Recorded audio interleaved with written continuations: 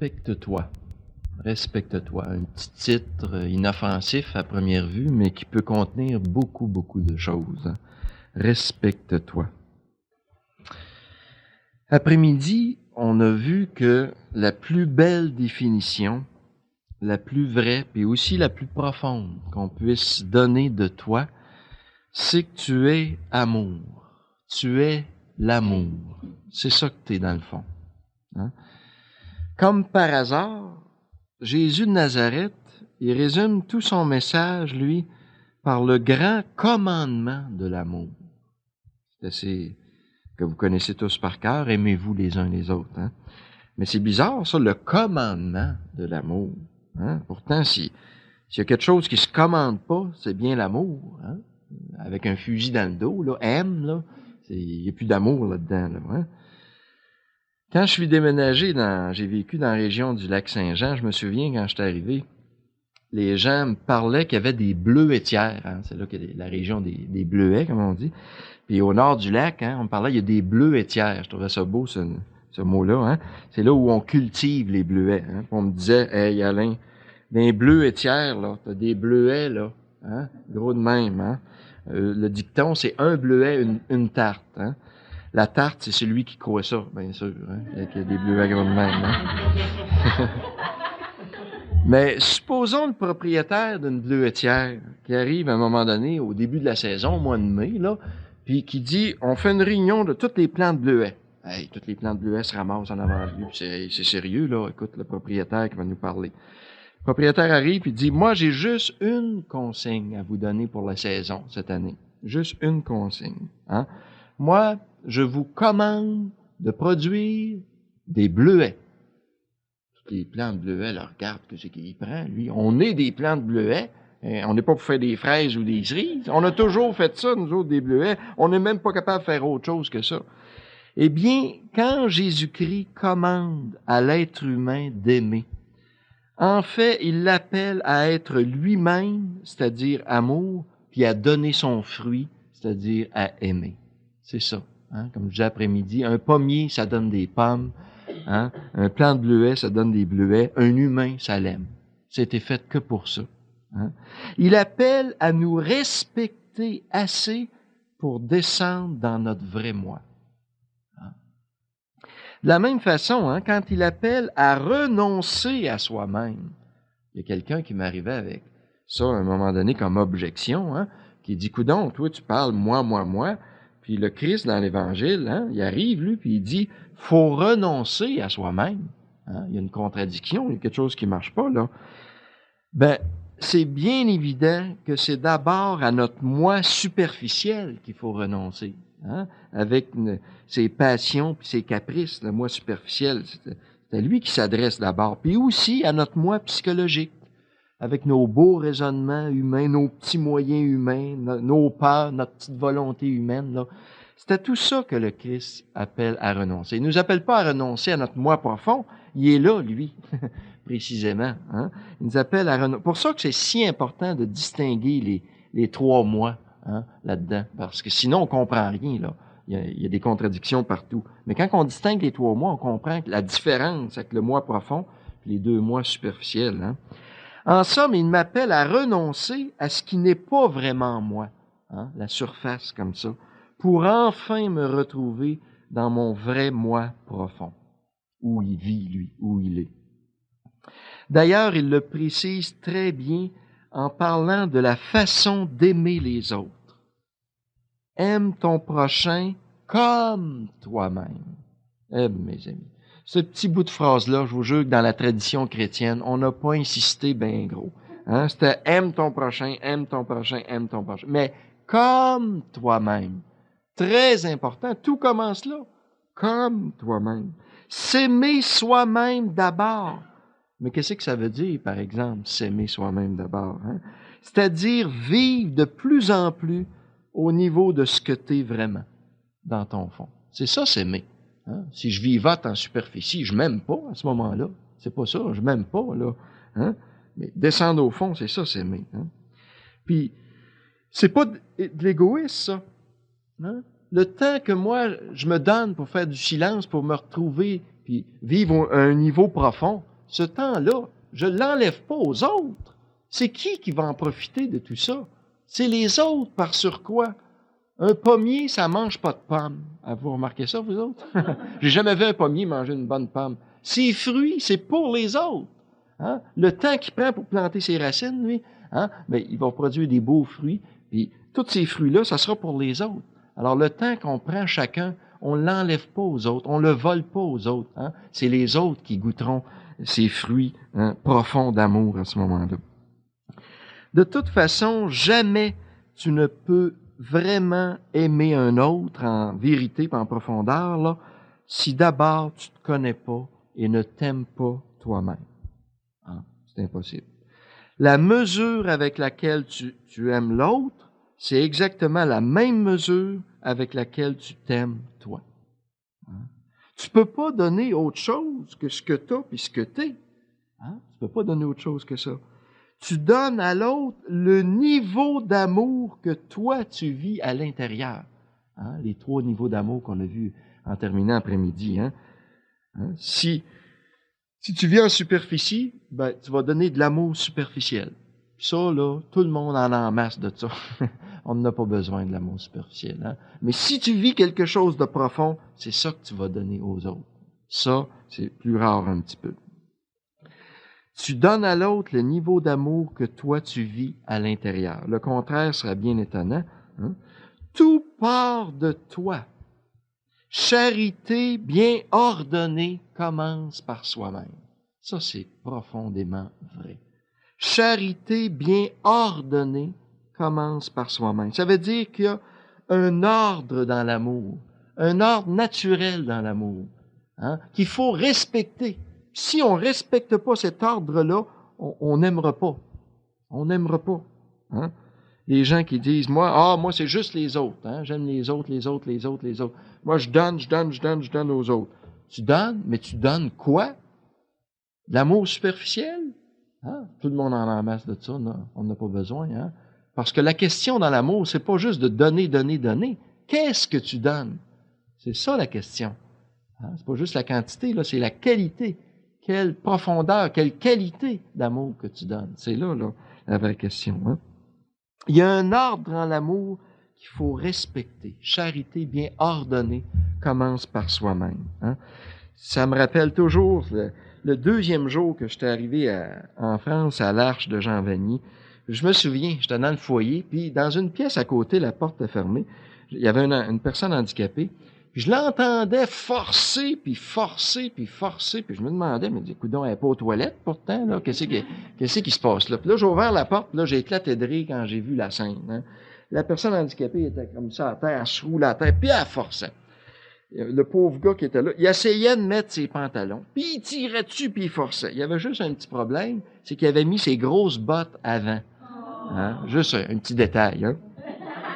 Mais je dirais que c'est fou comme exemple, bien sûr. Mais nous autres, là, c'est aussi fou que ça. Quand on prétend aimer les autres, puis que nous autres, on s'aime pas. C'est aussi fou que ça. Il y a un ordre dans l'amour. C'est impossible d'aimer les autres si on s'aime pas soi-même. Hein? L'amour, c'est un éclatement, c'est une projection de ce qu'on vit et de ce qu'on est. Alors, ça peut pas être autrement. Hein? D'ailleurs, la meilleure preuve de tout ça t'est donnée par la négative. C'est bizarre, hein? C'est-à-dire, lorsque tes relations avec les autres se brisent. Ça arrive, ça, hein? Lorsque tu n'aimes plus. On va regarder ça un peu. Je vous donne ici des exemples fictifs. Hein? Je suis sûr que c'est jamais arrivé à Ottawa, ça, à Van Fleck Hill, puis des environs. Hein?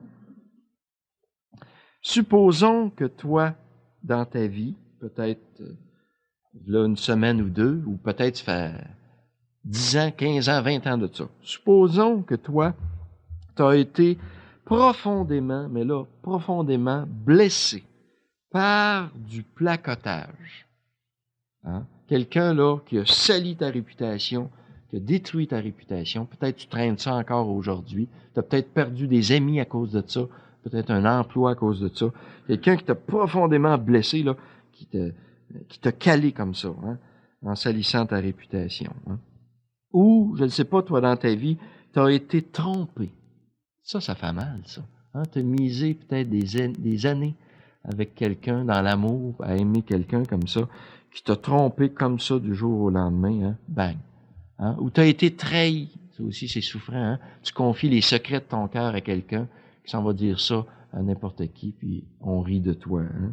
Ou tu as été rejeté, comme je disais ce matin, d'une façon ou d'une autre. Hein? C'est peut-être à la petite école, là, en première année, tu as vécu ça, des blessures là, que tu traînes, hein? qui font mal encore aujourd'hui, après 10 ans, 15 ans, 20 ans, puis, et plus, là, tu traînes ça comme un boulet là, toute ta vie, comme ça. Hein?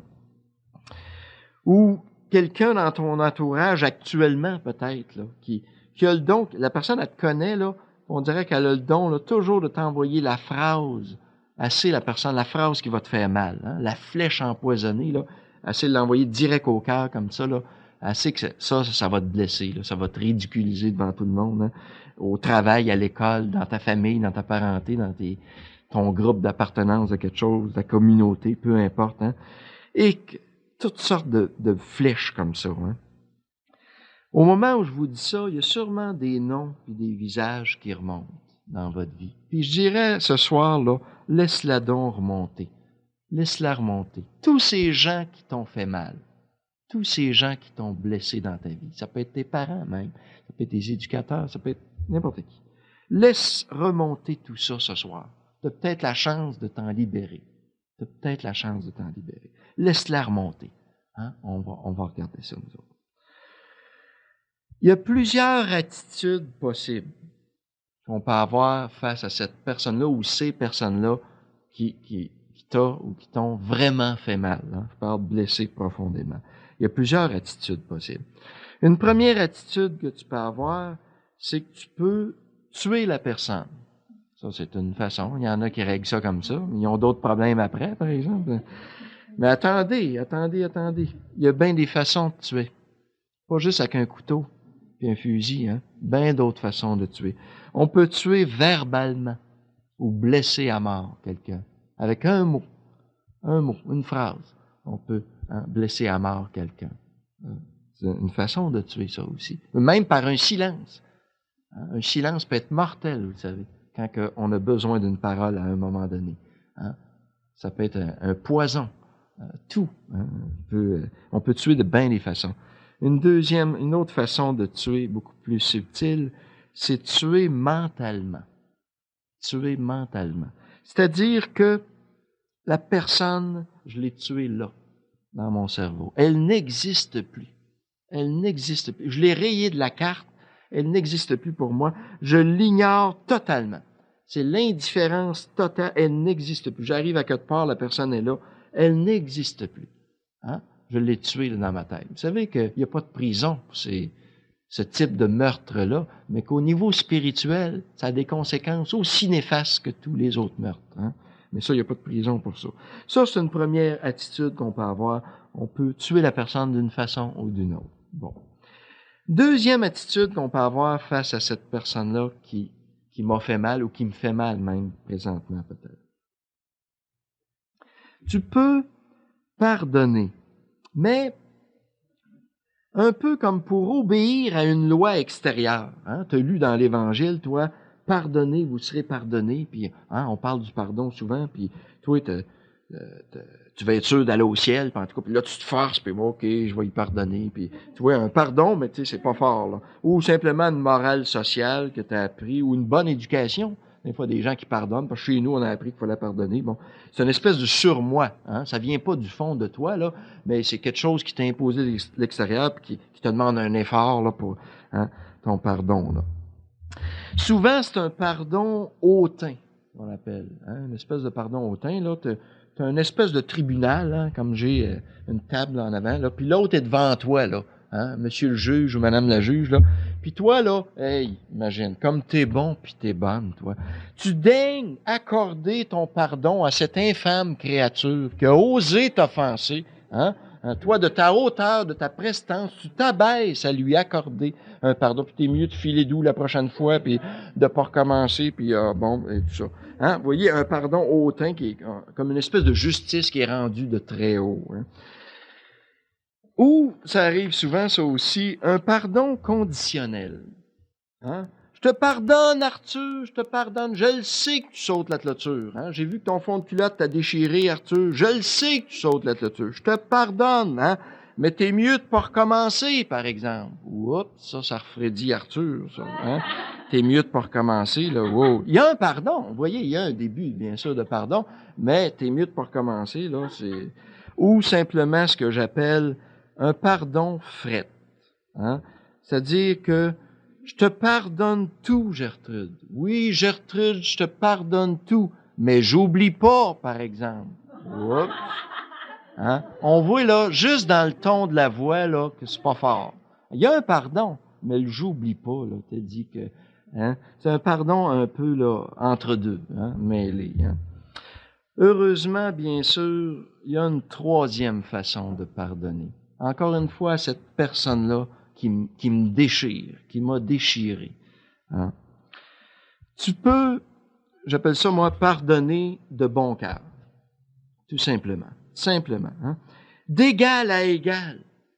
Je suis pas plus haut que toi, t'es pas plus haut que moi. On est tous des pauvres en superficie de notre être. On a tous des blessures, on est tous poqués. Hein? Si j'étais dans ta même situation que toi, là, dans ta peau, peut-être j'aurais fait pire. Hein? Je suis sur le même plan. On est tous des pauvres, hein? Sur le même plancher comme ça. Puis, à part de ça, qui je suis, moi, pour oser retenir un pardon? Qui je suis? Hey, faut-tu se prendre pour un autre, toi? Pour oser retenir un pardon, un seul pardon. Pour qui je me prends, moi? Ça veut dire que je me prends plus haut que les autres pour retenir un pardon. On est tous pauvres, tous poqués au niveau psychologique. On a tous des blessures en surface de notre être. Qui je suis pour oser retenir un pardon? Hein?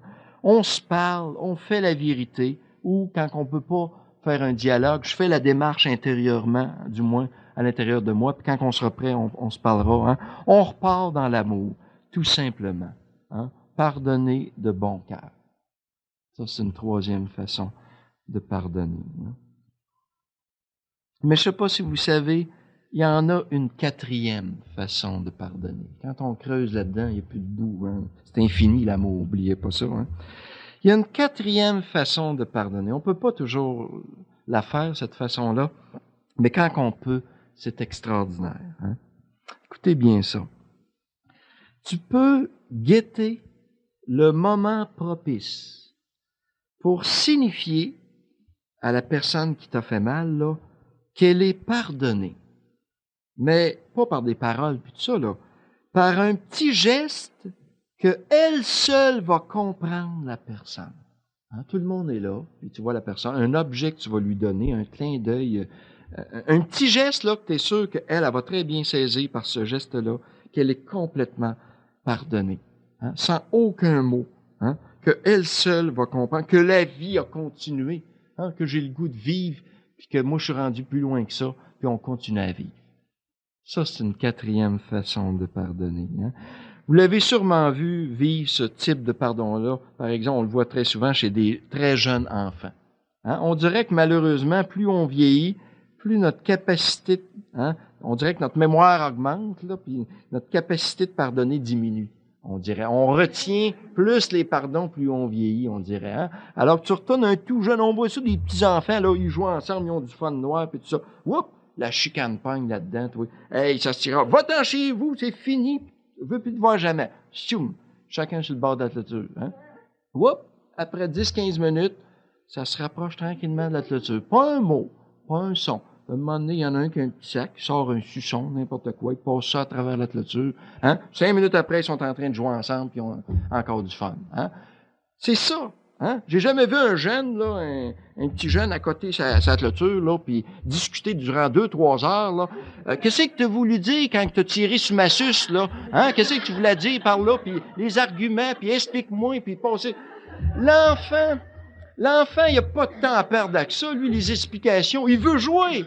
Lui, il a été fait pour jouer et avoir du fun. Ben voyons donc, il n'y a pas de temps à perdre. Le plus vite, hey, perdons pas de temps, puis réconcilions-nous au plus vite. Là, on va avoir du fun, on va jouer. Hein? C'est ça l'enfant. Hein? Le cœur d'enfant comme ça, qui n'a pas de temps à perdre dans la haine, lui, il veut jouer. Il veut être heureux comme ça. Quand on voit ça, hein, c'est émouvant. Hein?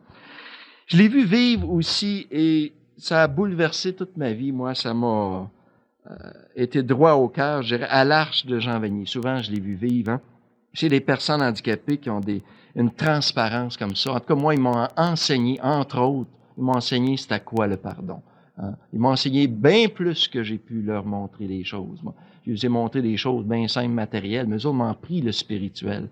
Ça, c'est autre chose. Hein. Je l'ai vu tellement vivre souvent le pardon d'une façon colossale, hein, au niveau spirituel. Et ça me rappelle Claude, toujours, hein, j'en parle dans cette session-là. Claude, c'est quelqu'un avec qui j'ai vécu, qui a marqué ma vie, moi, pour le restant de mes jours, qui m'a appris c'était quoi le pardon. Hein. Claude il est décédé aujourd'hui, était hydrocéphale. Je ne sais pas si vous connaissez ça, quelqu'un, hein, qui a une tête d'eau, vulgairement, qu'on appelle, là, le liquide rachidien qui s'accumule, puis la tête enfle comme ça, puis ça crée une espèce de déséquilibre. C'est des gens qui... Il avait un léger handicap. Au niveau mentalement, il était même, je trouvais, moi, intelligent, puis il avait une légère déficience. Hein. Et ces gens-là, habituellement, ne vivent pas vieux. Hein. Lui est mort à 17 ans, je crois. Puis déjà, là, il y en a qui meurent à 14, 15 ans. C'est un phénomène. Hein. Et je me souviens, j'étais allé à l'épicerie, puis j'avais dit à Claude, viens-tu avec moi? Puis oui, l'épicerie, ça, manger, là, c'était très intéressant.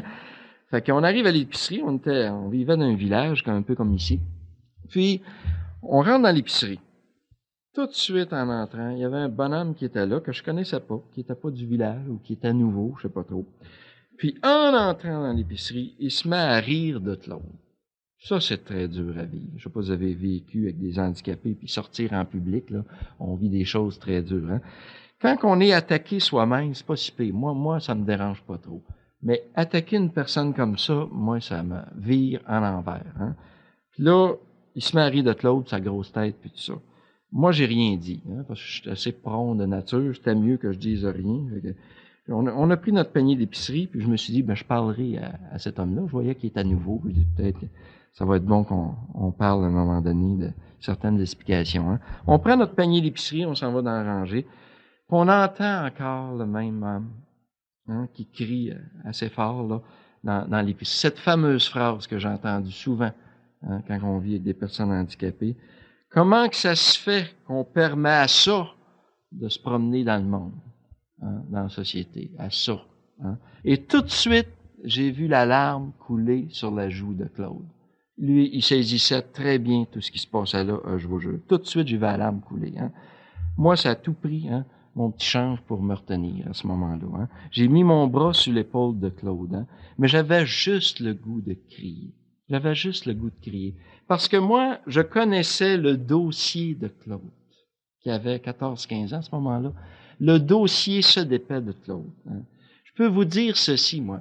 Je suis sûr que vous êtes des gens qui avez souffert dans votre vie. Hein. Mais si ce soir, je vous demandais de tout sortir votre souffrance puis de la mettre sur la table ici, là, tout le lot de souffrance, hein, ça en ferait pas mal, ça, de souffrance. Hein. Mais je peux vous dire ceci, probablement qu'on n'arrivera pas à la cheville de ce que ce gars-là, Claude, dans l'espace de 14 ans, a vécu comme souffrance. C'est incroyable ce qu'il a pu vivre. Hein. Moi, j'avais juste le goût de crier à ce moment-là. Hein. Je me souvenais, hein, première chose, hein, il n'a pas été accepté par ses parents, puis je les juge pas du tout, parce que c'est très dur pour des parents. Il a été placé en institution, eux autres, à dépasser par la situation. Je les juge pas. Hein. Mais une institution épouvantable qui était fermée par la police quand on a su ce qui se passait là, bien sûr. Hein. Et juste un détail dans le dossier, ce dépêt, un détail dans le dossier. Hein. Claude avait une jambe toute croche, hein, toute crochie, là, puis de travers, il boitait comme ça. Hein, pour une seule raison. Parce que jusqu'à aller de pratiquement sa naissance jusqu'à l'âge de 12 ans, il avait couché d'une bassinette trop petite pour lui. Ça, c'est la seule raison qu'il avait la jambe tout croche comme ça. Hein? Je savais... Moi, quand le gars a dit ça, là, tout ça m'est revenu d'en face. Là. L'histoire de... J'avais le goût de crier. Lâchez-les, ce gars-là! Lâchez-les! Il me semble qu'il a eu son lot de souffrance. Ça n'a pas d'allure. Ça n'a pas d'allure. Hein? Puis l'histoire, après ça, de foyer d'accueil en foyer d'accueil... Je ne sais pas combien de foyers qu'il a fait, puis en tout cas, je passe, les cheveux vous dresseraient sa tête. Si vous lirez ce dossier-là, ça se peut pas. Tu dis, ça se peut pas qu'en 14 ans, quelqu'un ait... comment, hein, qu'il pouvait se sentir, ce gars-là? Imaginez. Hein? On continue, nous autres, de faire notre épicerie. Hein? J'ai mis la main sur l'épaule à Claude. Je savais tout ce qui se vivait. Puis je me suis dit, je vais rencontrer cet homme-là. Hein? Puis à un moment donné, on a presque fini l'épicerie. On s'en venait dans l'allée. Puis le même bonhomme arrive avec son panier. Lui ici avait fait une petite épicerie, son panier d'épicerie, juste en avant. Juste en avant de nous autres. Hein? Il nous coupe comme ça, juste en avant. Puis, à un moment donné, il y a une boîte de céréales, je sais pas trop, qui tombe en bas de son panier. Hein?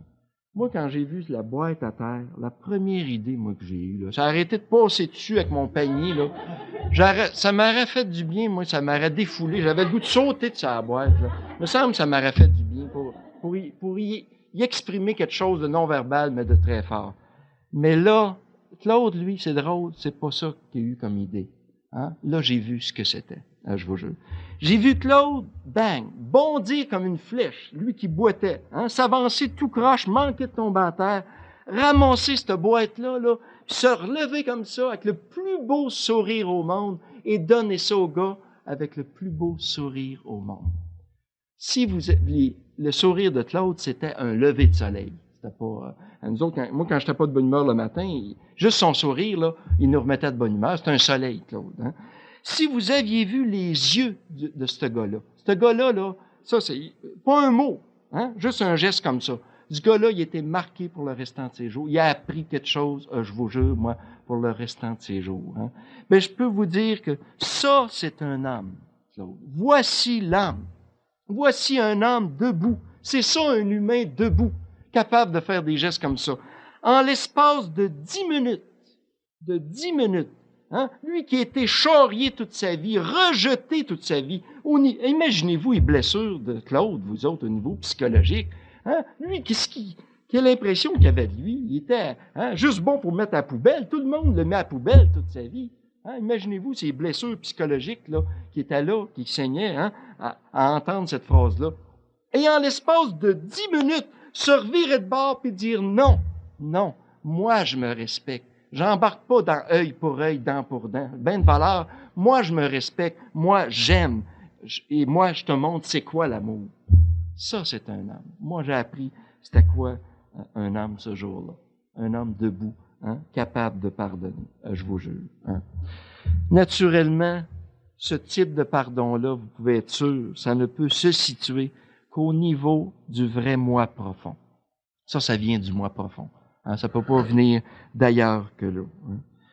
On touche ici, mes amis, le nœud de la vie spirituelle. Ça, c'est le nœud de la vie spirituelle. Vous savez, la vie spirituelle, ça a deux pattes, ça. Le silence de l'être, la prière sur toutes ses formes et le pardon. Hein? S'il te manque un de ces deux éléments-là, tu n'avanceras jamais dans la vie spirituelle. Tu vas tournoyer en rond sur place. Tu n'avanceras pas d'un pas. Hein? Mais si tu as ces deux éléments-là, le silence de l'être, la prière sur toutes ses formes et le pardon, là, tu vas faire des pas de géant dans la vie spirituelle. Des pas de géant dans la vie spirituelle. Et je le sais comme vous autres, il y a des pardons, souvent c'est pas humain de pardonner. Mais dites-vous que le pardon, précisément, on le reçoit par don. C'est ça le pardon. La plupart des pardons, on peut pas c'est donner soi-même. Il faut prendre du temps de silence puis l'accueillir, le pardon. C'est un don, le pardon. On le reçoit par don. C'est le plus grand des dons. Il faut le demander puis l'accueillir, prendre le temps de l'accueillir. Hein. Si vous voulez, j'aimerais ça qu'on creuse ça un petit peu. C'est tellement important dans notre vie spirituelle. Hein? Plus en détail, là, autrement dit, qu'est-ce qui se passe en moi quand j'ai à pardonner? C'est quoi qui se passe là, quand j'ai à pardonner? Hein? Disons d'abord que la blessure elle-même qui t'a été faite et qui saigne peut-être encore aujourd'hui, hein, à l'occasion là. Hein, une blessure, comme je disais tantôt, qui a été faite par du placotage, hein, des paroles blessantes. Je ne sais pas, moi, tu as été trahi, trompé, battu, rejeté, violé, mais la chose la plus abominable qui a pu t'arriver. Hein. Eh bien, cette blessure-là ne peut se situer qu'au niveau de ton moi superficiel et psychologique. Hein? Au niveau de ton moi superficiel, ta sensibilité, tout ça, et psychologique au niveau de ton intelligence et de ta mémoire. Hein? Même si c'est très profond. Hein? Il y a des gens qui me disent, Alain, j'ai été blessé jusqu'au fond de moi. Hein? Une fille qui avait été violée, là, qui me disait ça, entre autres. Hein? J'ai été déchiré, hein, jusqu'au fond de moi. J'ai dit non, non. Tu as été brisé, blessé jusqu'au fond de ton moi psychologique. Puis ça fait mal, je le sais. Je le sais que ça fait mal. Mais pas jusqu'au niveau de ton moi profond. Hein? Ça, c'est bon à savoir. Hein? C'est au fond de ton moi psychologique pour la bonne raison que ton moi profond, lui, ne peut jamais être atteint par ce qui est extérieur à lui. C'est inattaquable, invulnérable, un moi profond. Il y a juste l'amour qui rentre là-dedans, hein? Parce qu'elle rentre de l'intérieur. Bon, ça, il faut savoir ça. La blessure, elle va pas plus loin que le moi psychologique. Deuxième chose, de plus, la personne qui t'a blessé, elle aussi se situait nécessairement au niveau de son moi superficiel, hein, les instincts de domination, agressivité, et psychologique au niveau de ses peurs, son orgueil, ses blessures, puis de l'inconscient, puis tout ça. Pourquoi? Parce que de son moi profond à cette personne-là, hein, la personne qui t'a fait mal, là, elle en a un moi profond, elle aussi, même si elle ne le sait pas, puis peut-être toi non plus. Hein, il ne peut pas sortir autre chose que de l'amour de là. Hein. Bon. Si la personne qui te fait mal, qui te blesse, s'en tient, elle, à la superficie de son être, si elle ne se respecte pas, c'est son problème à elle. C'est son problème à elle. Hein? Tu ne peux pas régler son problème. On ne peut pas régler le problème de l'autre. Par contre, toi, c'est ça qui est de merveilleux, tu peux régler le tien, ton problème, et retrouver ta paix. Hein? Si tu replonges dans ton fond, au-delà de ta blessure, toi, tu le sais que tu as un moi profond, puis tu as pris l'habitude de descendre à ce niveau-là. Hein? Fait que ta blessure est au niveau psychologique, tu es capable de la dépasser en allant au fond de toi et retrouver ta paix. Au-delà de ta blessure, retrouver ta paix. Hein? Descendre au fond, c'est ça, s'aimer vraiment soi-même. C'est ça, s'aimer vraiment soi-même. Au lieu, je dirais, de rester accroché au niveau psychologique et de se complaire, souvent, hein, dans sa situation de victime de l'injustice. On rencontre ça, des gens comme ça, en se faisant souffrir pour rien.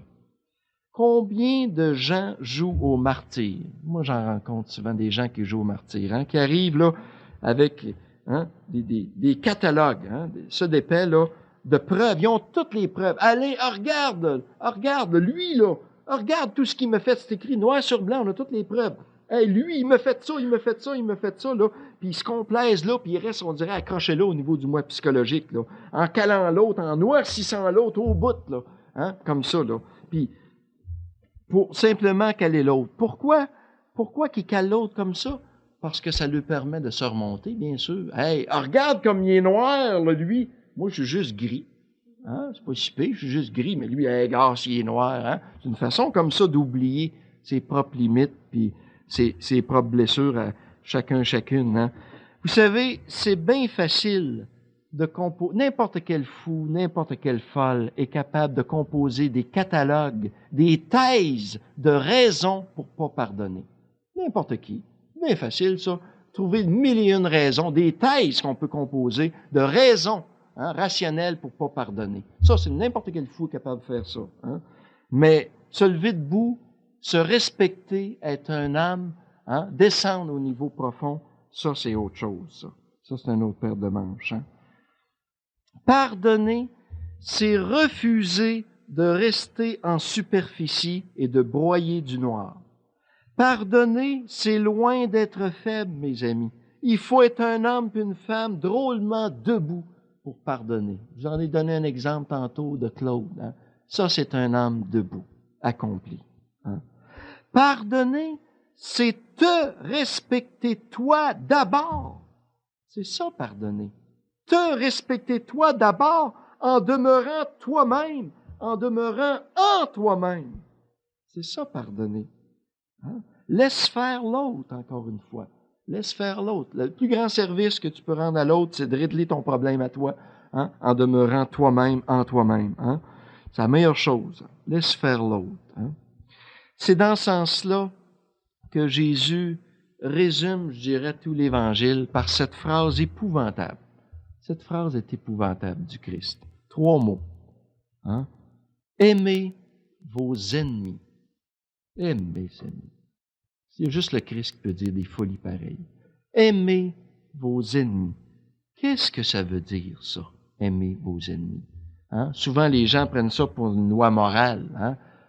Aime ton ennemi. Hein? Si tu veux aller au ciel ou si tu veux pas aller en enfer, puis là, ben, on se force, OK, je vais l'aimer, puis hein, c'est bien fort. Hein? Aimer. Qu'est-ce que le Christ veut nous dire quand il dit ça? C'est très profond, ceci. Autrement dit, respecte-toi assez pour ne pas devenir ennemi de toi-même, ennemi de ton fond, ennemi de ton propre cœur. C'est toi que tu pénalises en refusant ton pardon. C'est toi que tu pénalises en refusant ton pardon à l'autre. Hein? C'est pour ça, le Christ, c'est pas des lois morales qu'il est venu nous enseigner. Il est venu nous enseigner à nous lever debout, à être des hommes et des femmes debout.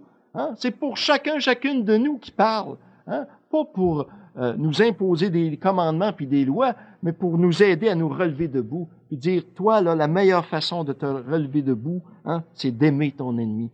Parce que là, si tu n'aimes pas ton ennemi, c'est pas à lui que tu fais mal, c'est à ton cœur, à toi. Hein? Tu deviens ennemi de ton propre fond. Tu te condamnes à vivre autant en superficie, hein, comme ça dans la haine. Hein? Deviens pas ennemi de ton cœur. Hein? Ne te pénalise pas en ne pardonnant pas. C'est ça. C'est pour ça que le Christ nous demande d'aimer nos ennemis. Pardonner, ce n'est pas difficile de pardonner. Hein? Un autre hérésie à soir, là. Hein? Pas difficile. Pensez que c'est difficile. Vous savez, en fait, là, si on va plus loin, là, ce qui est difficile, c'est pas de pardonner. Savez-vous ce qui est difficile pour un être humain? C'est de choisir de t'aimer, toi, pour le vrai. C'est bizarre, hein? Ça, c'est ce qui est le plus difficile pour un être humain. Choisir de t'aimer, toi, mais pour le vrai, en profondeur. Pardonner, c'est choisir d'être heureux puis heureuse. C'est ça, pardonner. Puis un jour, n'importe quel humain en arrive à un moment donné, ça prendra le nombre d'années que ça voudra, puis à un moment donné, il se dit, moi, je suis tanné. Moi, à partir d'aujourd'hui, je m'excuse, mais j'ai le goût d'être heureux puis heureuse. Moi, je me lève debout, moi, je pardonne. Hein? L'autre, règle ton problème, en tout cas, moi, je règle le mien. Moi, je décide d'être heureux à partir d'aujourd'hui. Je me suis rendu compte, c'est quand je pardonne que je suis heureux, mais moi, à partir d'aujourd'hui, je pardonne. Je me respecte moi-même. Je me respecte moi-même. Hein? Ça, tout être humain, un jour, se lève debout et j'ai fini de perdre du temps. J'ai perdu des années dans la haine, dans la rancune, à me revenger, à en vouloir. J'ai fini. C'est moi qui étais malheureux dans tout ça. Je décide à partir d'aujourd'hui, je suis heureux, heureuse, moi. Je me respecte, je pardonne. En terminant, on va aller un peu plus loin, si vous voulez, là-dedans. Écoutez bien ceci. Un jour, en devenant ce que tu es vraiment, c'est-à-dire amour et pardon, c'est ça que tu es dans le fond, tu en viendras de plus en plus à être davantage, écoutez bien, à être davantage affecté du mal que l'autre se fait en te faisant mal, là, que du mal qui t'est fait à toi. C'est compliqué, ça, là. Je répète ça. Tu vas être plus affecté du mal que, pas du mal qui t'est fait à toi, là, mais du mal que l'autre se fait en te faisant mal. Aime, mes amis. Aimer, ça va loin, là, hein? C'est ça, l'amour. Ça n'a pas de bout, hein? Autrement dit, tu vas regarder l'autre, là, qui te fait mal. L'autre qui vient de te lancer une flèche empoisonnée en plein cœur, là. L'autre qui veut te briser, là, puis qui veut te faire mal. Tu vas le regarder, toi, comme ça, puis tu vas dire, mes amis, comme tu souffres pour me faire mal comme ça. Comme tu dois être blessé intérieurement, psychologiquement, pour me faire, hein, pour me lancer toute cette haine-là sur moi. Comme tu souffres, toi, tu ne sais pas que tu as un moi profond. Hein? Tu n'es pas capable de retrouver ta paix, toi, jamais. Hein? Comme tu souffres, comme tu as besoin d'être aimé, toi. Hein? C'est ça, c'est comme ça que tu vas le regarder, hein, ce jour-là. Hein. Vous savez, les personnes qui font mal aux autres, là, qui brisent les autres, c'est des gens qui souffrent terriblement. Terriblement. On projette ce qu'on vit à l'intérieur. Hein? La personne qui projette de la haine, elle vit de la haine à l'intérieur. Elle souffre terriblement. Elle, tôt ou tard, quand elle n'est pas devant toi, là, elle se rend compte, quand elle se retrouve toute seule, là, hein, elle prend conscience. Moi, là, je suis juste bon pour faire mal. Hein? Je suis pas capable de faire de quoi de beau, puis de bon, puis de bien, moi. Je suis juste bon. Je suis juste de la merde, moi. Je suis juste bon pour faire mal aux autres. Hein? C'est des souffrances épouvantables, des drames intérieurs que ces gens-là vivent. Quelqu'un qui projette de la haine, il vit un drame épouvantable à l'intérieur de lui. Hein? On projette ce qu'on vit. Hein? Tout simplement comme ça. Tu vas regarder cet être-là, puis tu vas te dire, comme tu as besoin d'être aimé, toi. Hein? C'est ça. Aimer l'autre à ce point de porter pour lui le mal qu'il se fait en me faisant mal. C'est beau, hein, l'amour, c'est ça. C'est le sens du mot extraordinaire miséricorde. C'est ça le mot miséricorde qui veut dire. Miséricorde. Porter la misère de l'autre. C'est ça que ça veut dire miséricorde. Porter la misère de l'autre. Porter et apporter cette misère-là au creux de mon être pour la noyer dans l'amour. Exactement comme Jésus-Christ. Exactement comme lui, hein? Jésus-Christ. Hein? Exactement comme Jésus-Christ en croix. Vous vous souvenez de la phrase, hein? Jésus-Christ en croix. Père, pardonne-leur. Ils ne savent pas ce qu'ils font. Hey, il disait ça de ses bourreaux, là, qui crachaient dessus, qui le battaient, qui le ridiculisaient, qui le clouaient, qui le fouettaient, hein? Couronné d'épines. Il disait ça à ses bourreaux, là. Hein? Père, pardonne-leur, ils ne savent pas ce qu'ils font. C'est très profond, ceci. Qu'est-ce que ça veut dire, entre autres? Hein? Père, pardonne-leur, ils ne savent pas ce qu'ils se font à eux autres. Ça veut dire ça, entre autres. Ce qu'ils se font, hein, à eux-mêmes. Ils renient leur propre fond. Ils se condamnent à vivoter dans la haine en superficie de leur être, à souffrir, hein, dans le mensonge, hein, en superficie de leur être, comme ça, dans la haine. Hein. Ils se condamnent à vivoter là. Hein. Et plus que ça, plus profondément, Père, pardonne-leur. Ils ne savent pas qui ils sont. Ils ne savent plus qui ils sont. Ça, là, vous savez, ils savent plus qu'ils sont amour et tendresse. Hein? Ils tuent la meilleure partie d'eux-mêmes. Ils sont en train de se suicider spirituellement. Ça, là, c'est ça qui broie le cœur du Christ en croix. Vous savez, les souffrances du Christ en croix, c'est pas les clous, là, les coups de fouette et tout ça, là. Ça, c'est le niveau très extérieur. Ce qui broie son cœur à lui, c'est de voir ses enfants. Hein? Il est venu pour leur dire, vous êtes beaux, vous êtes belles, levez-vous debout, vous êtes faits pour aimer et que pour ça. Hein? C'est ça qu'il est venu dire, lui. Puis il voit ces gens-là qui sont en train de se suicider, des gens qui sont en train de se tuer le cœur devant lui. Ça, il n'y a pas de plus grande souffrance que ça pour un père et une mère qui a du cœur que de voir son enfant qui est en train de se tuer, en train de briser toute sa vie. Ça, c'est les plus grandes souffrances des parents. Hein? L'enfant, il aura beau dire n'importe quoi aux parents, c'est pas si pire. Mais quand le parent, hein, une mère qui a du cœur, puis un père qui a du cœur, quand il voit son enfant en train de briser sa vie, hein, ça, il n'y a rien qui le brise plus que ça. Eh bien, la souffrance profonde du Christ en croix, c'est de voir ses enfants, hein, comme ça, devant lui, là, en train de se tuer le cœur. Ça, il en meurt. Il en meurt, le Christ, de ça. Hein, c'est de ça qu'il meurt sur la croix. Père, pardonne-leur. Hein? Ils ne savent pas qui ils sont. C'est ça. Hein? Eh bien, face à mes ennemis, à moi, là, à chacun de nous, hein, je peux dire la même chose. Oui, Père, donne-moi le pardon pour mes ennemis. Donne-le-moi. Je ne l'ai pas. Humainement, je ne l'ai pas. Donne-le-moi. Hein? Car ils ne savent pas. Hein? Ils ne savent pas qu'ils sont l'amour. Hein? C'est pour ça qu'ils ne se respectent pas.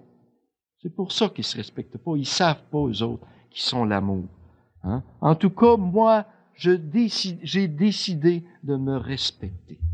J'ai décidé de me respecter, d'aimer et de pardonner. Alors, on va terminer cette longue journée par quelque chose d'un peu plus léger. Je ne veux pas vous empêcher de dormir à soir, là, quand même. Là. Tout le monde connaît sûrement, vous connaissez tous probablement, les fables de La Fontaine. Moi, quand j'étais jeune, on apprenait ça par cœur, toutes les fables de La Fontaine. Et vous connaissez sûrement la fable de La Fontaine qui s'appelle « Le lièvre et la tortue ». C'est assez bizarre, cette histoire-là. Un lièvre et une tortue qui prennent une course. Ça n'a pas rapport, comme disent les gens aujourd'hui. Puis, ce qui n'a pas rapport, c'est que c'est la tortue qui gagne. C'est ça qui est bien spécial. Cette fable-là nous donne une bonne leçon de vie qui s'applique très bien au quart d'heure de silence. Rien ne sert de courir, il faut partir à point. Moi, c'est le partir à point là, qui m'intéresse, bien sûr.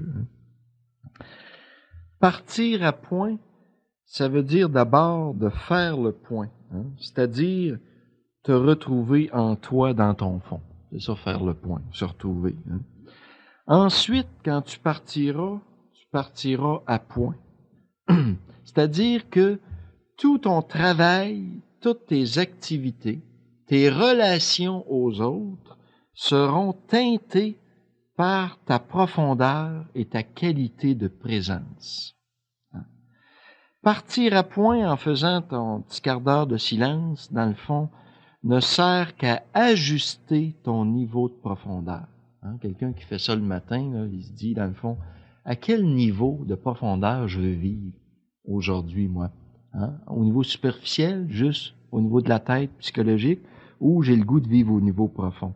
On ajuste notre niveau de profondeur. Puis Dieu sait qu'on a besoin de réajustement, des fois au cours de la journée, prendre le temps de se retrouver quand il faut. En apparence, le quart d'heure de silence, c'est le temps le plus inutile perdu, comme je disais après-midi. Et pourtant, en fait, ce temps de silence fera ta qualité de vie. On parle beaucoup aujourd'hui de qualité de vie. Au niveau spirituel, c'est la même chose. Ça va faire toute la différence. C'est ça qui va faire ta qualité de vie. Ainsi, en étant davantage toi-même, dans ton fond, là, c'est tout ton travail qui se fera de façon plus détendue et même plus efficace. Il y a toujours des gens qui viennent me voir en me disant « Ah, je suis d'accord avec toi, j'aime ça tes sessions, Alain, je suis d'accord avec toi, mais moi, j'ai trop d'ouvrages, j'ai pas le temps de faire ça, le quart d'heure de silence, j'ai bien trop d'ouvrages, voyons donc, mais je trouve ça bien beau. C'est bien beau ce que tu dis, mais j'ai pas le temps de faire ça, par exemple. Mais moi, je lui dis toujours, moi, je suis prêt à gager avec toi. Mets un 100$ à la table, là. Je suis prêt à gager avec toi le montant que tu voudras, là, que si tu commences à faire ton quart d'heure de silence, là, ton travail, d'abord, tu vas le faire mieux, et même tu vas en faire plus de travail, et même plus que ça, tu vas le faire plus vite, puis il va te rester du temps pour faire un deuxième quart d'heure de silence. Ça, je suis prêt à gager ça. C'est bien sûr, parce que quand tu te ramasses comme ça, tu vas plus vite à l'essentiel. Devant des problèmes insolubles, ting, tu trouves la solution. T'es ramassé. Tout ton être est ramassé, là. T'es plus lucide. Tu vas directement aux solutions au lieu de patauger des heures de temps. C'est ça qui se passe. Et tes relations aux autres éviteront ou traverseront les pires conflits sans que tu perdes les pédales, ou de moins en moins longtemps. C'est ça qui se passe quand on fait silence.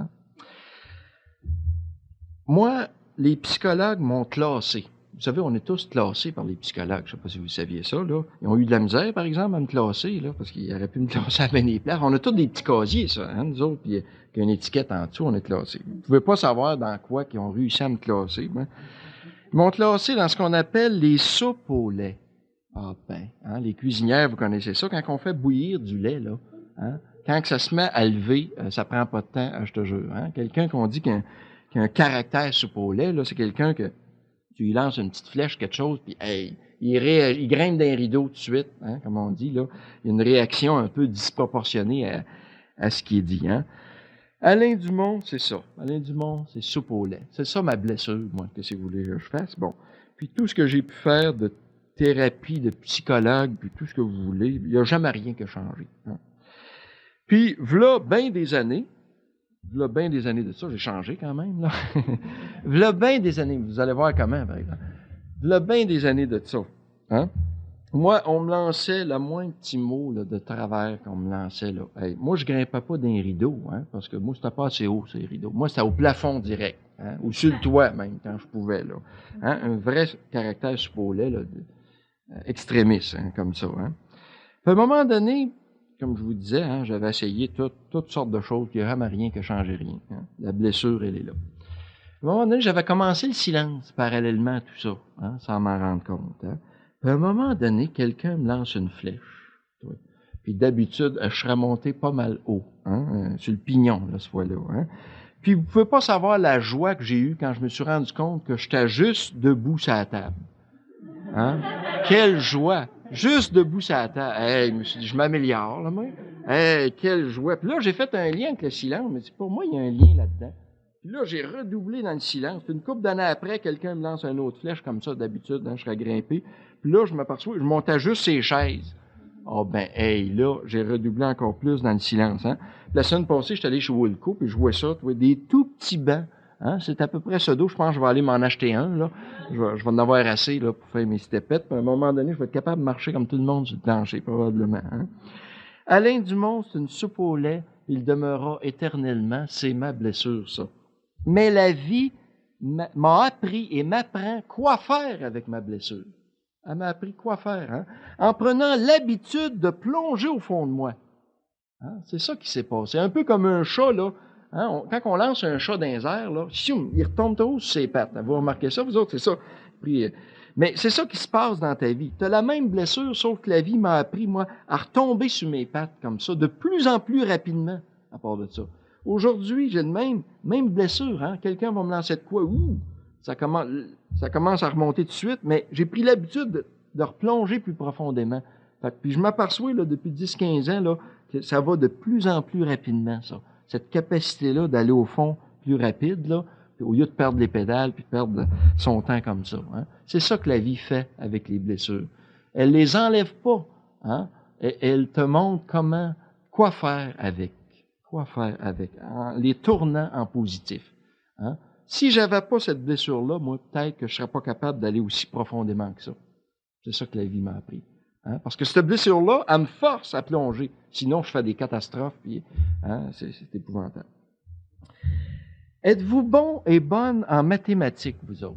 Hein? Je vous ai dit que moi, je n'étais pas fort en mathématiques, parce que j'aurais une petite addition à vous faire faire. J'en vois plusieurs qui ont des crayons et du papier, là. Voudriez-vous faire cette petite addition-là, puis on va comparer les résultats après. On va voir si tout le monde arrive au même chiffre. Hein? J'ai une couple d'items que je vous nomme, là, puis marquez ça, là, puis additionnez-moi ça. OK? Premier item à additionner. Additionne-moi tout le temps immense de ta vie que tu as perdu dans les conflits et les chicanes. Hein? Mettez-moi ça en heures. Il y en a qui ont des gros chiffres. Ils disent que, hein, mettez-moi ça en heures, vous autres. Le nombre d'heures que vous avez perdu dans les conflits et les chicanes. Plus, c'est pas fini l'addition. Tout ce temps où tu veux changer l'autre. Ça aussi, ça en fait pas mal d'heures. Hein? Tout ce temps, hein, parce que tu n'es pas capable de te changer, fait que tu essayes sur l'autre, hein, pour y rendre service, bien sûr. Plus, c'est pas fini.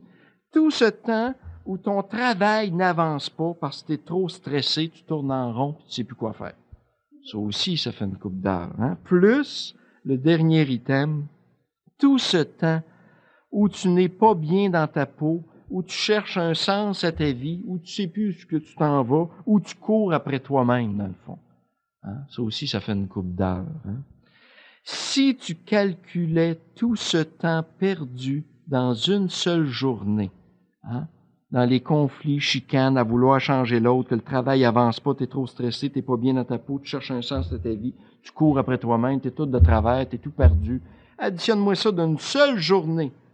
Je te jure que tu n'hésiterais plus un instant à consacrer un pauvre petit quart d'heure pour l'essentiel, pour toi.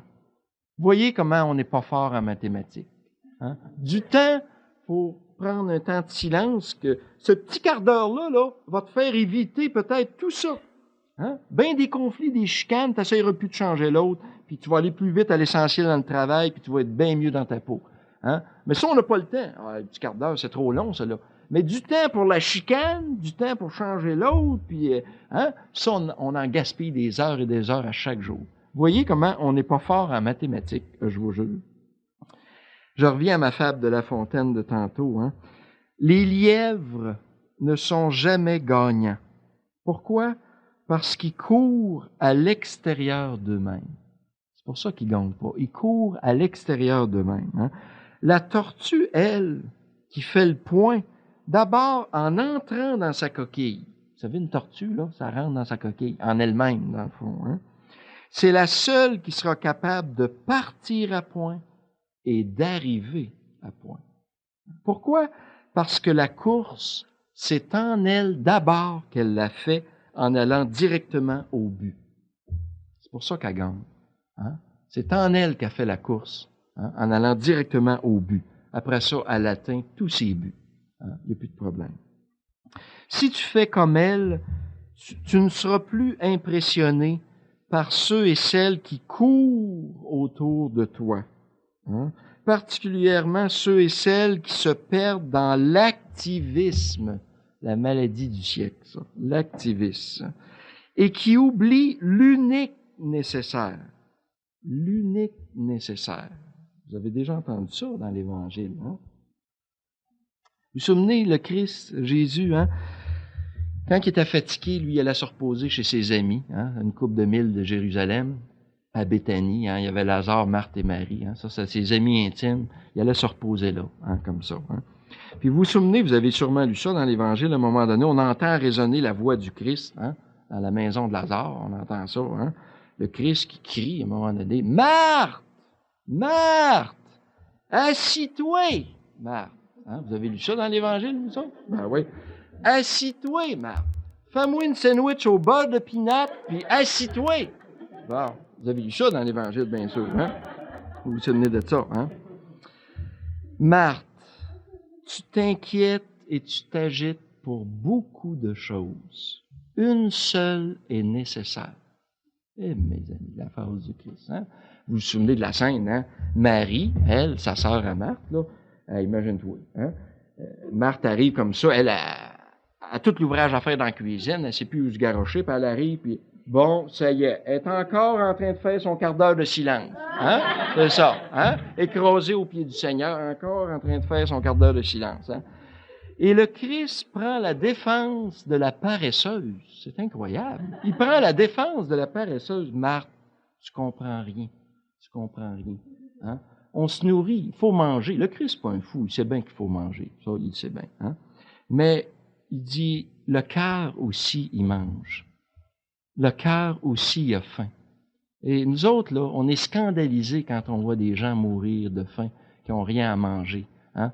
Mais le Christ, lui, ce qui le scandalise le plus, c'est quand il voit un cœur qui a rien, qui n'a pas d'amour. Un cœur qui n'a rien à manger au niveau spirituel. Ça, lui, là, nous autres, on ne voit pas ça. Lui, ça le touche profondément. Un cœur qui ne se nourrit pas au niveau spirituel. Lui, ça le renverse, le Christ. Hein? Parce que nous autres, c'est inimaginable de décider qu'on passe une semaine sans manger. Hein? Mais pour le Christ, c'est inimaginable qu'on passe une semaine sans profondeur et spiritualité pour le cœur. Le cœur va s'atrophier, il va mourir. Ça se peut pas pour le Christ. Vous voyez un autre niveau. Hein? Il prend défense de la paresseuse. Elle a choisi la meilleure part. La meilleure part. Ça, ce qu'elle fait là, ça passera pas, Marthe. Ça débouche sur l'éternité. L'unique nécessaire, la seule chose qui est nécessaire. Imaginez-vous, ça va loin. Mais le Christ, encore une fois, il est réaliste. Il sait bien qu'il faut manger. Hein? Marthe, inquiète-toi pas, assis-toi. On va se faire venir du poulet frit tantôt. Bon, je sais pas que c'était à cette époque-là, probablement Jérusalem Chicken, quelque chose comme ça. Hein? On va se faire venir du poulet frit. Il n'y en a pas de problème, voyons donc. Hein? Nourris ton cœur aussi. Ton cœur, il a faim aussi. Voyons donc, il n'y a pas de problème. Hein? Eh bien, c'est ça que l'Évangile nous dit sur tout ça. Hein? L'activisme et tout et tout. Hein? Marie a choisi l'unique nécessaire, la meilleure part, celle qui ne lui sera pas enlevée. Hein? Ça passera pas. Alors, on va terminer la journée en choisissant, nous aussi, la meilleure part, l'unique nécessaire, hein, par un petit quart d'heure de silence.